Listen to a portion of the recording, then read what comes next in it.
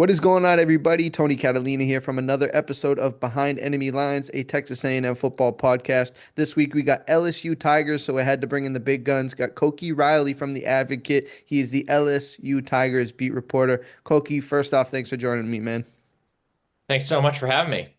Absolutely. And I've talked about this with Lulu Kesson and stuff. Anytime I can get a Massachusetts flair involved here, a couple of Massachusetts guys talking Southeast Central football. So I had to do it. I had to get you in here with me.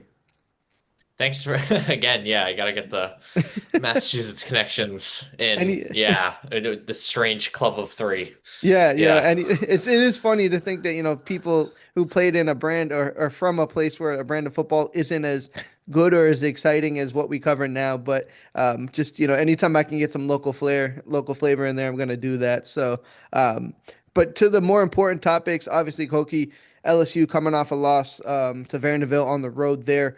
Just give me a temperature check. What's the vibe in Baton Rouge right now amongst the Tigers in that fan base? Honestly, as bad as they've been since I've been here, and I've been here since the start of the Kelly era, so Mm. um, it is. This felt like this past loss against Vanderbilt felt like a turning point for this program. Almost, you could argue that it was that that loss is a point of no return for Brian Kelly here at LSU.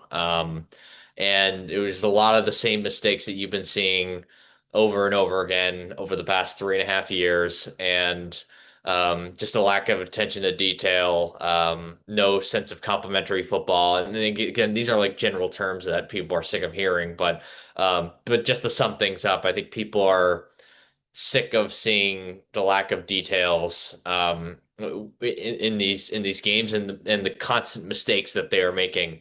And a lot of it just really simply comes down to bad coaching.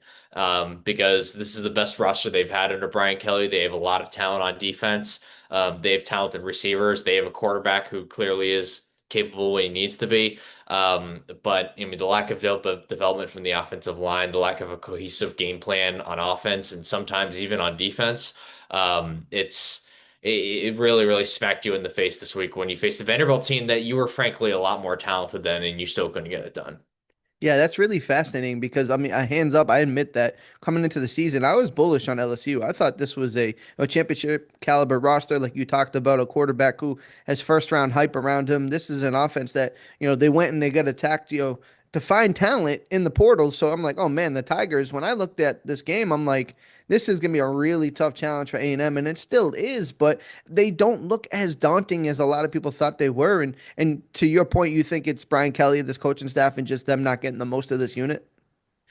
I think it's a lot of it. I'd say that's the most of it, honestly, because some of it is the offensive line. Because heading into the season, people weren't, super high on this offensive line, and there was plenty of reason for it, right? They were replacing four starters, and your fifth starter wasn't a starter to start. Your one returning starter wasn't a starter to start this year, and he's going to be the left tackle, despite being the center last season, which kind of tells you the state of the offensive line, right? And they have a big hole at right tackle as well. Weston Davis, the redshirt freshman who's filled in, has really, really struggled this season.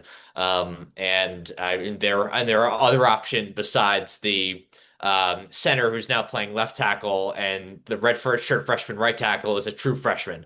So that's kind of the state of the tackles right now. Their interior line isn't like amazing either. So like you're kind of working with no clear strengths and a couple of big weaknesses on that offensive line. And it's really, really shown in the running game. And it's also shown in pass protection as well, where Nussmeier has to make plays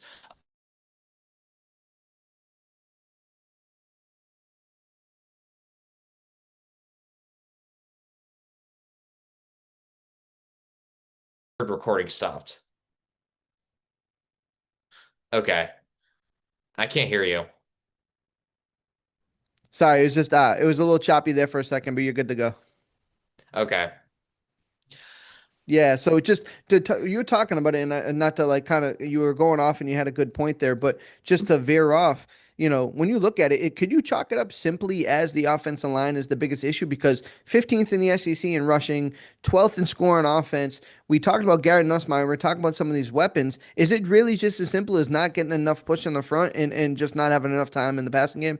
Well, part of it's that. Part of it's a running back core that is simply not been good enough. I mean, there's been some decent moments here and there. And I think a lot of it's also just the offensive coordinator situation where it's a very, very choppy play calling situation.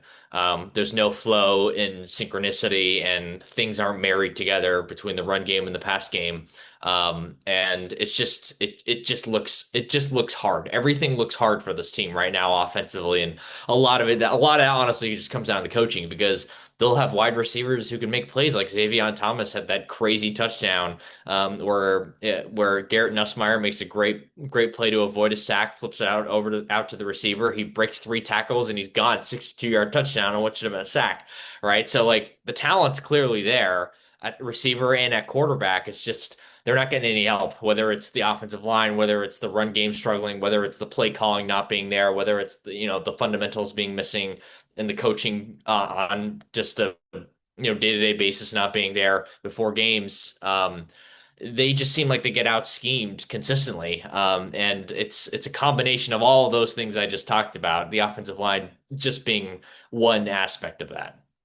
Conversely, on the other side of the ball, it seems like the defense is doing what they can to keep games afloat, right? Averaging 14.5 points, a game. And obviously it hasn't been perfect. Gave up 31 this week, but just talk about the defensive effort and just how different, when you look at this roster, you think it would have been the offense in shootouts every week. And, obviously the defense is doing what they can here. It's kind of interesting how it's kind of shaken out. I think defensively there are a lot of high hopes heading into this season because of how good they looked during the preseason, but um, I thought they got out coached this week. I really did. Like, I think Vanderbilt just, they were a step ahead the entire game. And they did a really good job of manipulating the eyes of LSU's linebackers and just putting them in a blender from play after play after play. And they didn't even have to throw the ball to the receivers. And they knew that was the strength of LSU's defense, the fact that they could play man coverage on the outside. And get really aggressive with its linebackers. And Vanderbilt did a great job of just exposing that aggressiveness time and time again. And when they were playing man coverage and Pavia didn't have anyone open, Pavia could just scramble out of the pocket, take advantage of LSU's lack of discipline, and make plays with his legs. And you saw that time and time again. You saw them get the ball out to the flat to the running backs time and time again. And when LSU's played a capable offense, which we've seen twice now, they've been burned consistently with this aggressive nature, with how aggressive they've been. And it's just been a big issue for this team so far this year. Yeah, and that's really interesting because that's kind of A&M's calling card too, right? They got a quarterback who can get out of the pocket, make Mm. some moves with his legs, and I know it's Arkansas, and it's a night and day difference between Arkansas and LSU's defense. But anytime Arkansas manned up, Marcel Reed took his pick, and if he didn't, he was taking off and running for a first down. So it'll be really interesting to see. But what has been the biggest issue for A&M in this rivalry is finding ways to win in Baton Rouge, right? Now, when I Mm. talk about this fan base and all the respect in the world to the LSU Tigers fans and Death Valley as a venue and stuff. So when you look at this game and just the way the things are shaking out with Brian Kelly, do you think the fans are going to be up for this one? Do they want the win, or are they just ready for this Brian Kelly experiment to be over and maybe this is the quickest, fastest way to go about it? I think the fans are going to be very quick to pull out the pitchforks in this game. It's going to be a very testy, strange environment. I'm not saying it's going to be quiet. If things go well, they're going to be pretty excited. Don't get me wrong for LSU. If things go well for LSU, but if things go well for Texas A&M, it could get really ugly in a hurry. And that's how I feel like this is going to be one of those stranger environments that I've seen covering this team, and it's going to be probably the most hostile environment I've seen since Kelly's taken over here. And if this thing gets ugly, like I think it could very well get ugly, you could really see this thing go sideways. Yeah, and I was doing some of my homework. I mean, Brian Kelly is 9-3 since taking over at LSU after a loss. So his record after a loss is decent, but the last time they lost to A&M, they lost two more additionally for three in a row. I just feel like you mentioned the emotion in this game feels a little different, right? It feels like there's more at stake here. Now, obviously, I'm not going to put you and have you quote you on this, but if A&M comes out of Death Valley with a W, is Brian Kelly like, does he have a job 2 days later, or what's your sense on that? I think he still will because the buyout's at around $50 million, and I'm Yeah. not quite sure that a couple games is gonna flip it, honestly. If anything, that's a conversation. This is gonna be a conversation for after the season. And but I think he'll officially be on the hot seat if they lose this game ugly.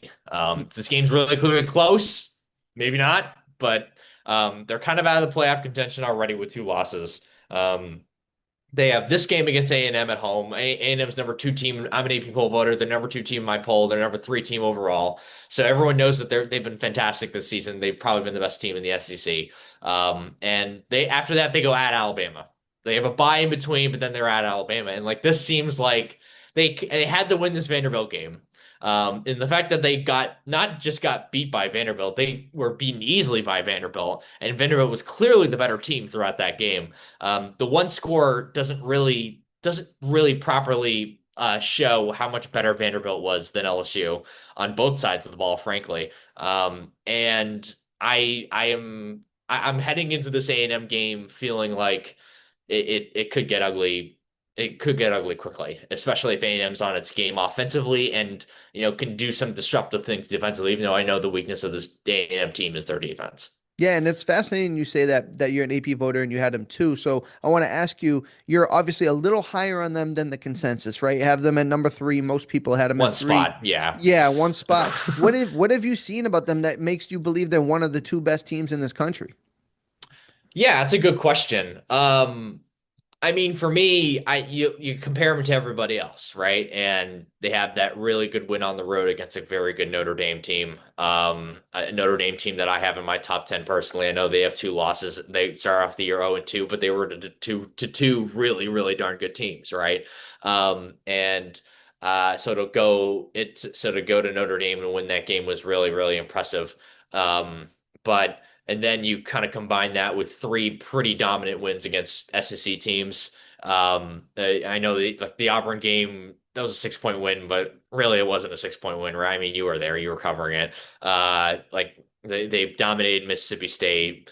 And then this past week, it was a close win against Arkansas. Arkansas's played better since they made an interim switch, which should be noted. But that wasn't the most promising sign, honestly. But like at the same time, like I like the resume better than Ohio State's, which lacks a win as good as A&M's. They don't have a win that's as good as A&M's, in my opinion. And like Texas still has the close win against like Ohio State still has a close win against Texas. I mean, they looked very, very good against Washington on the road, and they looked very, very good against Illinois on the road. But I still like A&M's body work better, and I like their team better right now. Frankly, like their offense seems unstoppable to me. They got a really good running game. They do a really good job of just sort of using Reed's legs as a way to open up the traditional run game as well, right? And then they can compare that. They pair that with a much, much improved receiving core, and it's very explosive offensive line, improved off the very explosive receiving core, excuse me, very good offensive line. I mean, they have enough of a defense to win these games. So they're a very, very dangerous team, and I don't really know what advantage LSU has heading into this game. I haven't looked too deep into this matchup specifically. We're still getting through the wreckage of the Vanderbilt game, but heading into this week, I don't know what clear advantage LSU has that could potentially tip the scales. There's just so many more ways that A&M can win this game.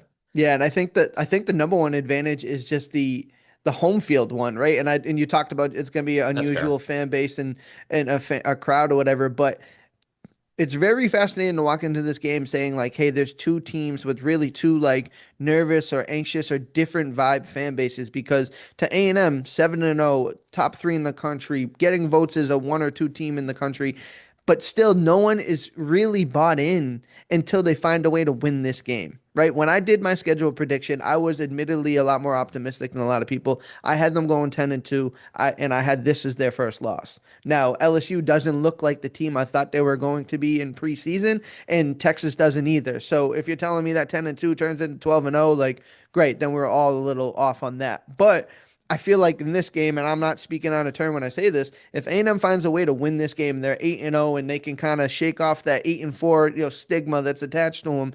I think people are going to start to believe. So I think there is added pressure. I think there is the belief that this game means a lot. And if LSU and Brian Kelly are fighting for their life, it could be a weird, hostile environment that they're walking into this weekend. Yeah, absolutely. And I mean, if LSU has trouble stopping Diego Pavia in that well-constructed quarterback run-centric offense, how are they going to do this against an A&M team that has the athletes to go along with that sort of system, right? And sort of combine that with all the struggle and the fact that LSU's offense is just not an offense that can keep up with an offense like A&M's. So it's just such a bad matchup on so many different levels. That combined with the fact that like yes, they're going to be at home, but how much of a home field advantage is it going to be really? Like the fans are going to turn on the team the first thing that goes wrong in this game.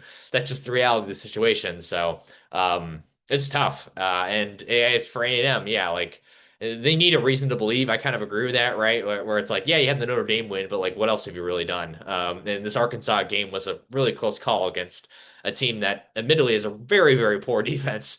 But yeah, like if they win. But if A&M wins, it definitely puts more momentum into their season. For sure. And before I get you out of here real quick, you don't have to give me anything specific, but if you got a score, you can give it to me. But how do you think this game shakes out? And I know for the record, it's Monday and this can change and you have the ability to change, but how do you feel right now? I like A&M by a lot in this game. I think they're going to win this game by 20 or 30 points. I think this is going to get Wow. really, really ugly in a hurry, and I don't really see nothing. LSU has done nothing this season to suggest that they can win this game or really be that close in this game. All right, because again, it kind of depends on how you feel. I mean, granted, the Ole Miss and Vanderbilt losses were on the road to two pretty good teams, but let's look at the teams that they played and that they look. Let's look at the wins because the wins are even more instructive than the losses so far this season, in my opinion. Where it's like you have trouble putting away South Carolina, it's a 10-point win. You have trouble putting away Florida, it's a 10-point win. Florida fired its coach. South Carolina's on the verge of having like a one or two win SEC season and missing a bowl game. And then they beat Clemson by 10, and Clemson's a 3-4 ACC team. Um, so like what has this team done to suggest that they can win this game? Like I don't know. Like I mean I've been wrong in the past, right? And I've been wrong plenty of times in the past, but I just don't see a world where they win this game. I really don't. I appreciate that. Obviously, it's a lot to take in. I mean, it seems like we're in two different trajectories right now between A&M and LSU, and one game can change it all, right? LSU Yeah. fans with a win could, and A&M can be like we're the same old same. So a lot of fascinating storylines, a lot of good, fun football to be watched there. And Koki, I really appreciate you, man. And before I get you out of here, just give a shout out where people can find you, X, Twitter, all that, and where they can find your good work. You can find me on X at Koki Riley, and you can follow my work at NOLA.com and theadvocate.com. Perfect, Koki. Again, I appreciate you, man, and thanks again. Awesome. Thanks so much.